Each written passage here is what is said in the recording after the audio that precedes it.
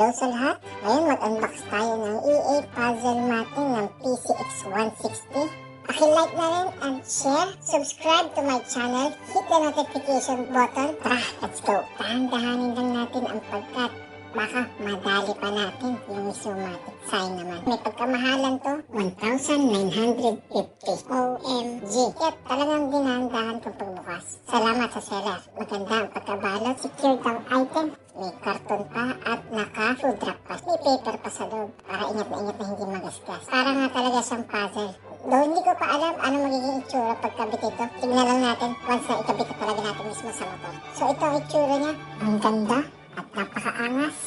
So ito yung motor natin. Nilinisan ko muna siya para maganda naman tignan pagkakabit natin ng mat. Kita nyo naman, ingat-ingat ng mga aso ito. Wala pang isang buwan nagawa na nila sa mat yan. Madaming beses ko sila napalo, sobrang galit ko. Pero syempre, mahal ko pa rin mga doggies ko. So ngayon, tanggalin na natin yung isa. At yung sa kanan din. Tingnan nyo naman ang mga itsura nito. Sayang, ang ganda pa naman itong matting. Mura pa. Kumara dito sa puzzle matting. May pagkamahalan, pero mukhang maganda naman yung quality. Wala pa na siyang butas sa pag-screw. Mabubutas siya pag-screw mo na. Ito maging itsura yata niya.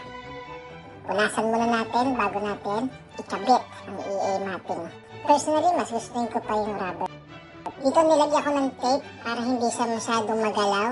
Kasi gusto ko talaga mag-ingat. Sa pagkabit, actually screwin mo lang siya, bubutasin mo yung mat niya. Yung una na problema kasi paano to walang butas yung sa motor pala. Screwin mo lang. Isa-isa ko na ang pagsuscrew. Ayan.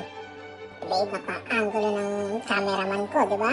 Angas. Ayoko magpakita mo ka dahil nangihiyain kasi ako eh. Ayan na, sana naman. Sa kabila, pinanasa ko rin. At yan, isa-isa natin kinakabit. Tignan daw, kita yung silver niya. Hindi ko masyado bet. Ganito pa rin, dahan-dahan lang. May iba-ibang kulay din to. Yung nakita ko parang gray, maangas tignan sa NMAX. Pero mas maangas to sa akin. Ayan na. Tignan niyo naman. Tapos na siya. Ito bago ko nabigyan at malinis na yung motor.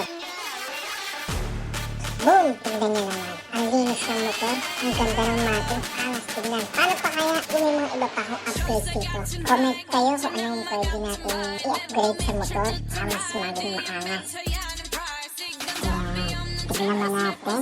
Iba-ibang angulo ng matting sa motor. Kita nyo naman.